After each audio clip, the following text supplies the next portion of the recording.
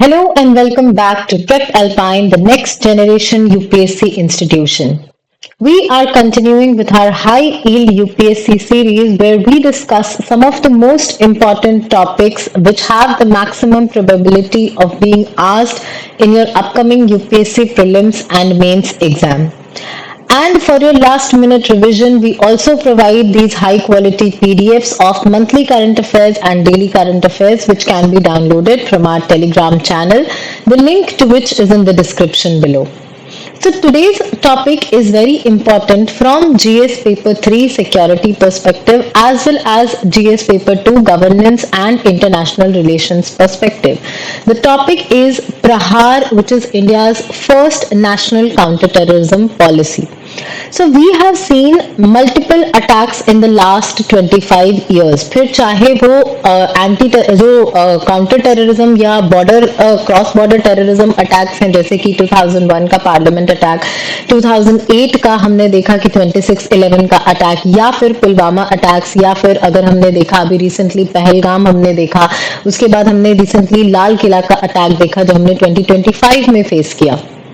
इसके अलावा हमने लेफ्ट विंग एक्सट्रीमिज्म को फेस किया है, क्रॉस बॉर्डर इन्फिल्ट्रेशन की प्रॉब्लम से डील किए हैं, अर्बन स्लीपर सेल्स को डील किया है, रेडिकलाइजेशन को फेस किया है, drone based smuggling of arms and narcotics, इन चीजों को फेस किया है, एंड साइबर इनेबल्ड थ्रेट्स, खास करके जो हमारा क्रिटिकल इंफ्रास्ट्रक्चर है जैसे हमारे पावर स्टेशन हो गए, हमारा न्यूक्लियर पावर प्लांट्स हो गया, इन सब पर साइबर इनेबल्ड थ्रेट्स जो है वो हमने in the recent times face किए हैं. तो ऐसी सिचुएशन में बहुत इंपॉर्टेंट था कि हमारे पास एक कोहेरेंट पॉलिसी हो, लॉज के अलावा हमारे पास एक कोहेरेंट पॉलिसी हो जो कि इन सब चीजों से डील करे, और प्रहार उसी तरीके की एक पॉलिसी है. जो एग्जिस्टिंग लॉज थे उनको तो वो इंटीग्रेट करता ही है, साथ ही साथ एक फॉर्मली आर्टिकुलेटेड डॉक्ट्राइन बनाता है जो कि डिफाइन करता है कि अगर इंडिया ने कभी फ्यूचर में टेररिस्ट अटैक को फेस किया तो हमारा रिस्पॉन्स किस तरीके का होगा.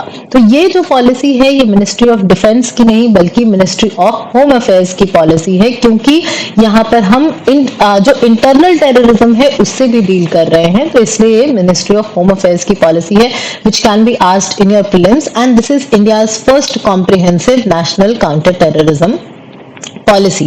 It is based on different pillars. ये जो प्रहार वर्ड है PRAHAAR, ये 7 पिलर्स हैं जो कि हम आगे देखेंगे. बट पहले हम समझते हैं कि इसकी जरूरत क्यों थी. सबसे पहली चीज तो टेक्नोलॉजिकली जो टेररिस्ट अटैक्स हैं, जो भी अटैक्स हैं या तो इंटरनल अटैक्स हैं, वो बहुत ज्यादा सोफिस्टिकेटेड हो गए हैं. एग्जाम्पल की वो इंक्रिप्टेड मैसेजिंग का यूज करते हैं, सोशल मीडिया का यूज करते हैं फेक प्रोपेगेंडा और रिक्रूटमेंट के लिए, जिसका रिसेंट एग्जाम्पल हमको लाल किला के अटैक्स के टाइम पर देखने को मिला था. क्रिप्टो करेंसी का यूज कर रहे हैं फंडिंग के लिए, ड्रोन्स का यूज करते हैं सर्विलेंस और वेपन डिलीवरी के लिए. इसके अलावा इसके ट्रांसनेशनल डायमेंशंस भी हमको देखने को मिलते हैं कि जो स्टेट स्पॉन्सर्ड प्रॉक्सी टेररिज्म के फॉर्म में या फिर रिमोट कोऑर्डिनेशन जो ग्लोबल नेटवर्क्स का है, जैसे इंडिया ने हमेशा से इस चीज को मेंशन किया है कि जो ग्लोबल टेररिस्ट नेटवर्क्स हैं जैसे अलकायदा हो गया, ISIS हो गया, इनसे इंडिया को हमेशा खतरा रहा है. क्रॉस बॉर्डर स्मगलिंग से इंडिया डील करता है, खास करके जो हमारा नॉर्थ वेस्टर्न बॉर्डर वाला रीजन है, Punjab side, Jammu and Kashmir side, वहां पर हम देखते हैं नारकोटिक्स का स्मगलिंग और ये ड्रग्स का स्मगलिंग, इसके अलावा वेपन्स का स्मगलिंग जो है होता रहता है. इसके अलावा जो थ्रेट्स हैं वो भी इन द रिसेंट टाइम्स काफी ज्यादा इमर्ज हुए हैं, उनका डायमेंशन जो है वो चेंज हुआ है. जैसे पहले जो थ्रेट्स होते थे वो आप बॉर्डर के पास अटैक होते थे, लेकिन अब क्या होता है, अब साइबर अटैक होता है क्रिटिकल इंफ्रास्ट्रक्चर पे. और साथ ही साथ अब जो कंट्रीज हैं या जो ग्रुप्स हैं, जो टेररिस्ट ग्रुप्स हैं, उन्होंने chemical warfare, biological warfare, radiological warfare, nuclear warfare, इन सब में कहीं ना कहीं एक कैपेबिलिटी जो है वो अचीव की है. तो ये थ्रेट्स भी जो है वो हमारे लिए बने हुए हैं. तो इन सब चीजों को ध्यान में रखते हुए एक यूनिफाइड डॉक्ट्रिन की बहुत ज्यादा जरूरत थी जो कि ये प्रहार है. तो अब समझते हैं कि ये प्रहार जो है इसकी कोर फिलॉसफी क्या है. तो सबसे पहला तो India has always made it clear कि we follow a zero tolerance policy towards terrorism, और सेम चीज जो है वो इस प्रहार में भी मेंशन की गई है कि नो मैटर किसने किया है, कैसे किया है और क्यों किया है, उससे फर्क नहीं पड़ता है. है if it is a terrorist activity, तो फिर उसको हम बिल्कुल भी टॉलरेट नहीं करेंगे, बट जो भी करेंगे वो हमारे कॉन्स्टिट्यूशनल वैल्यूज के अंदर रहते हुए करेंगे। जैसे हमारा जो ह्यूमन राइट्स का प्रिंसिपल है, रूल ऑफ लॉ का प्रिंसिपल है, इन सब चीजों को ध्यान में रखते हुए हमारे जो भी एक्शंस है वो लिए जाएंगे। सेकेंडली, बहुत ज्यादा अच्छे तरीके से ये स्पेसिफाई किया गया है कि टेररिज्म का कोई धर्म नहीं होता है, कोई रिलीजन नहीं होता है और कोई कम्युनिटी आइडेंटिटी नहीं होती है। तो इस पॉलिसी को कम्युनल एंगल से ना देखा जाए, इस बात को बहुत की जरूरत बहुत ज्यादा है। इसीलिए क्लियरली पॉलिसी में स्पेसिफाई किया गया है कि टेररिज्म हैज नो रिलीजन और कम्युनिटी आइडेंटिटी।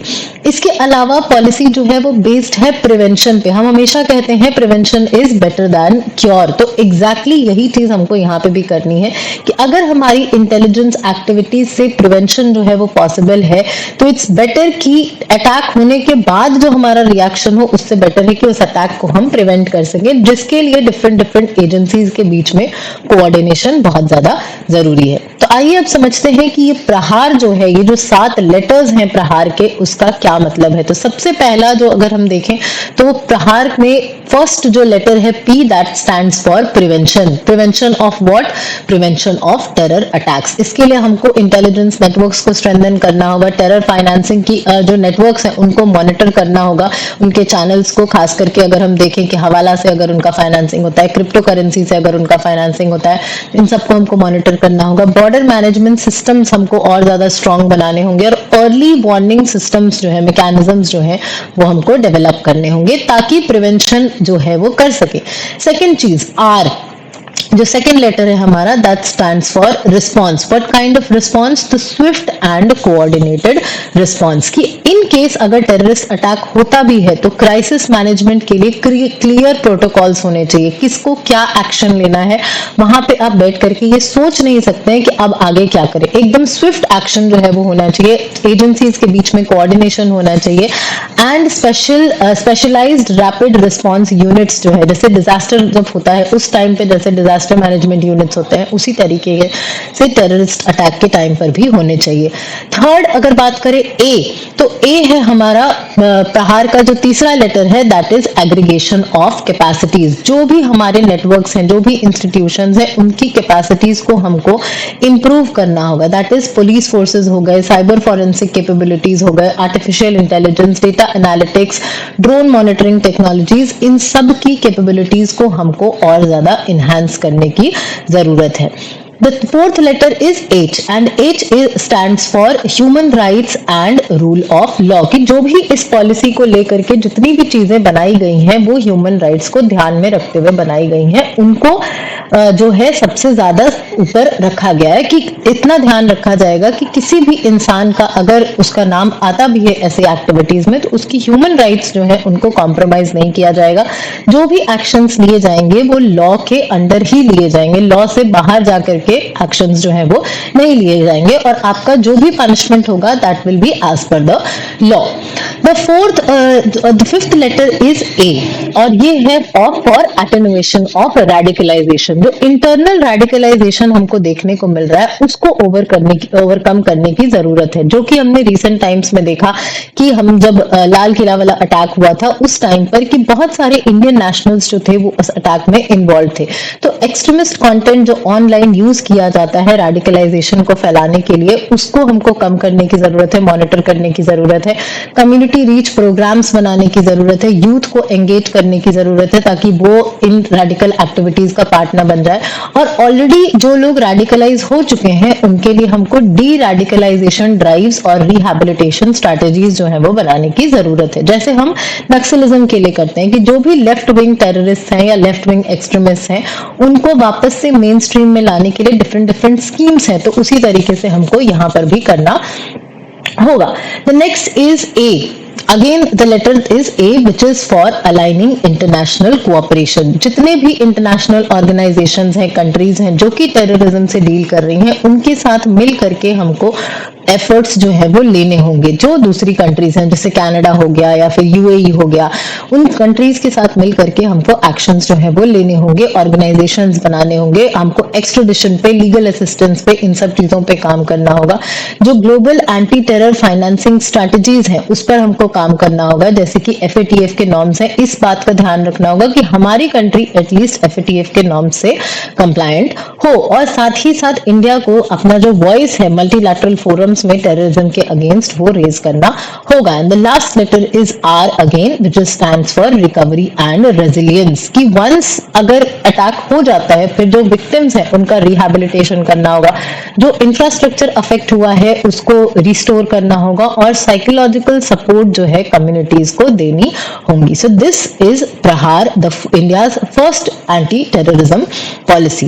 तो अगर इसमें थ्रेट डायमेंशंस की बात की जाए कि कौन कौन से थ्रेट्स को आइडेंटिफाई किया गया है, तो पहला थ्रेट है टेरर फाइनेंसिंग थ्रू हवाला नेटवर्क्स एंड डिजिटल करेंसीज, दूसरा है drone based smuggling of arms and narcotics, तीसरा है cyber threats targeting infrastructure and spreading propaganda, जैसे आप ऑनलाइन कुछ हेट स्पीच फैलाने के लिए आजकल AI से आप डीप फेक्स वगैरह जनरेट कर लेते हैं, तो इससे क्या होता है कि फेक प्रोपेगेंडा, फॉल्स प्रोपेगेंडा जो है वो फैलता है। And last and the most important threat is chemical, biological, radiological and nuclear risk, जिसका प्रोबेबिलिटी तो कम है लेकिन इम्पैक्ट बहुत ज्यादा हो सकता है, कि अगर कभी किसी ग्रुप ने, किसी कंट्री ने इसको यूज कर लिया तो वो इंडिया के लिए बहुत ज्यादा हानिकारक हो सकता है। अब इसमें इंस्टीट्यूशंस की बात करें कि कौन कौन से इंस्टीट्यूशंस इसमें इन्वॉल्व हैं, तो नेशनल इन्वेस्टिगेशन एजेंसी यानी NIA है, इंटेलिजेंस ब्यूरो है, स्टेट के पुलिस फोर्सेस है, नेशनल इंटेलिजेंस ग्रिड है, और ये सब मिल करके रियल टाइम इंफॉर्मेशन शेयरिंग करेंगे, इंटरऑपरेबल डेटाबेसेस बनाएंगे और सेंटर स्टेट कोऑर्डिनेशन मैकेनिज्म्स को भी बनाएंगे। एग्जिस्टिंग जो लीगल फ्रेमवर्क है हमारा, जैसे UAPA और NIA एक्ट, उसके अलावा हमारे फाइनेंशियल और IT लॉज जो हैं सबको यहाँ पर रखा गया है एक साथ। ये सारे लॉज अभी भी एग्जिस्ट करते हैं और इन सब का कोऑर्डिनेशन के लिए ही इस प्रहार को जो है वो बनाया गया है। अब हमको ध्यान ये रखना है कि इसके इम्प्लीमेंटेशन को लेकर के जो चैलेंजेस है, जैसे इंटर एजेंसी कोऑर्डिनेशन गैप्स हैं, स्टेट्स के पास में अनइवन कैपेसिटी है, क्योंकि ऐसा नहीं है कि एकदम से आप नेशनल लेवल के फोर्सेस जो है वो स्टेट्स में भेज सकते हैं, तो स्टेट लेवल पे भी आपको जो कैपेसिटी है उसको बिल्ड करना होगा। इंक्रिप्शन टेक्नोलॉजीज जो सर्विलेंस को लिमिट करती हैं उसको फाइट करने की हमको जरूरत है। प्रिवेसी कंसर्न्स, अगर आप डिजिटल मॉनिटरिंग किसी का करते हैं 24/7 तो आपको उसकी प्रिवेसी का भी ध्यान देना होगा। और ये जो extra ordinary powers different agencies को दिए गए हैं इसका मिसयूज ना हो, इस बात का भी ध्यान रखना होगा। तो पब्लिक ट्रस्ट जो है इस पॉलिसी में बरकरार रहे, इस पॉलिसी का मिसयूज ना हो, इसके तहत जो पावर्स NIA को या IB को दिए गए हैं उनका मिसयूज ना हो, इस बात का ध्यान रखना होगा। तो way forward can be investment in advance technologies, जैसे AI हो गया, बिग डेटा एनालिटिक्स हो गया, जो भी अटैक्स हैं उन सबका पैटर्न स्टडी करके वो आपको इन फ्यूचर बता सकते हैं किस तरीके से क्या हो सकता है। ये सारी चीजें, ट्रेनिंग और मॉडर्नाइजेशन जो स्टेट पुलिस फोर्सेस है उनका करना होगा, उनको भी हमको मॉडर्न इक्विपमेंट्स देने होंगे ताकि इन केस अगर ऐसा कुछ होता है तो वो उसको ओवरकम कर सके।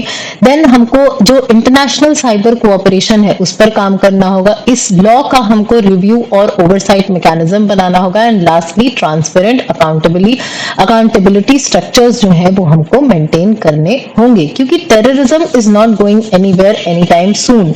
तो इसको फाइट करने के लिए हमको कंटिन्यूअस अडेप्टेशन जो है वो हमारे लिए बहुत ज्यादा जरूरी है। तो ये जो प्रहार पॉलिसी है हमारी, ये एक स्ट्रक्चर्ड डॉक्ट्राइन है जो अलग अलग पिलर्स पे काम करता है, prevention, technological modernisation, international cooperation, response, recovery, human rights, इन सब चीजों को जो है वो एक साथ लेकर के चल रहा है। लेकिन इसकी सक्सेस तभी हो पाएगी जब जो डिपार्टमेंट्स हैं, जो एजेंसीज हैं, उनके बीच में कोऑर्डिनेशन होगा, इंस्टीट्यूशनल कैपेसिटी को हम डेवलप करेंगे, जो हमारे कॉन्स्टिट्यूशनल प्रिंसिपल्स हैं, ऑनेस्टी, ट्रस्ट और डिग्निटी, इंटेग्रिटी, इन सब चीजों को हम मेंटेन करेंगे, तभी ये जो पॉलिसी है हमारी ये सक्सेसफुल हो पाएगी। एंड वन डे इंडिया जो है वो टेररिज्म फ्री खुद को डिक्लेयर कर सकता है।